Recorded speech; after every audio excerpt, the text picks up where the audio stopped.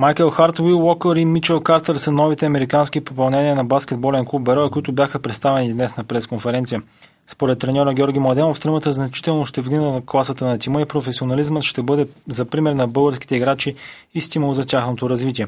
По думите на наставника, място в четворката при дебюта на Берое в елита ще е невероятен успех, но реалностите са отбора да се бори за позиция в топ 6. В края на краищата един отбор се гради трудно, така че ние имаме нашите шансове, ще ги използваме до края, ще направим всичко възможно отбор, независимо че е в първа година, да покаже максимум от себе си и да стигнем там, където смятаме. Ако става въпрос за амбиции, моите амбициите на господин Кифев и на хората, които работим с клуба, са безпределни, нямат таван, така че това е другата гледна точка, но има реалности, които не трябва да ги прескачаме.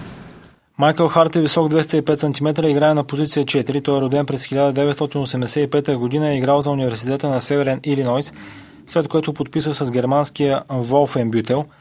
Уил Уокър е гард, висок 183 см и пристига от литовското първенство, където е защитавал цветовете на Алитус Алита. В САЩ е завършил престижния колеж Депол. Третият американец Мичел Картер е със сериозни габарити от 212 см и 124 кг. До момента не е играл в Европа, като е възпитаник на университета Уисконсин Милуоки. Договорите и на тримата са за по 2 години, като според изпълнителния директор Васил Кифев те са в основата на дългосрочна стратегия на клуба за утвърждаването му в Националната баскетболна лига и превръщането му в фактор в първенството. Кифев изрази големите си благодарности към общинското ръководство начело с кмета Живко Тодоров и подчерта, че без негова подкрепа участието на Берое в лигата би било невъзможно. Кметът Тодоров от своя страна бе категоричен, че общината ще продължи да подкрепя спорта и изрази надежда, че баскетболен клуб Берое ще се превърне в фактор в шампионата. В аванс Тодоров заяви, че в момента се изготвя проект за нова спортна зала, който ще бъде представен пред обществеността през септември и ще се търсят начини за финансирането му. Неведнъж ще се изказвали мнение за това, че Стара Загора трябва да има една голяма хубава спортна зала, която да бъде център на много области, които са около нас и които нямат такова подобно съоръжение. За да имаме и добра спортна база, трябва да имаме и добри спортисти, и добри отбори, които да я напълнят със съдържание. Затова подкрепяме и заставаме зад това, което се прави. Радваме се, че се събра един сериозен отбор и съм сигурен, че успехите ще бъдат съвсем скоро на лице.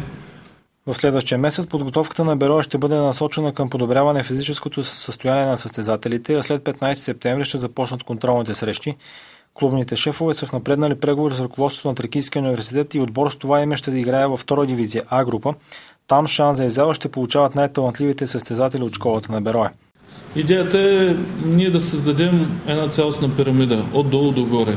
Идеята е не само да имаме високо спортно майсторство, идеята е ние да създадем максимален шанс за изява на всички млади хора, които излизат от нашия клуб.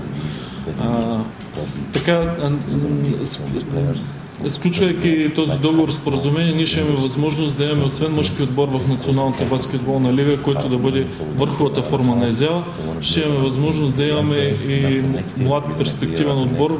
В отбора на Тракийския университет ще играят и новоподписалите 4 млади българи: Георги Бързаков, пристигащ от Овергас, Васил Александров от Левски, Евгений Иванов от Ямбол и Ростислав Алексов от Черноморец.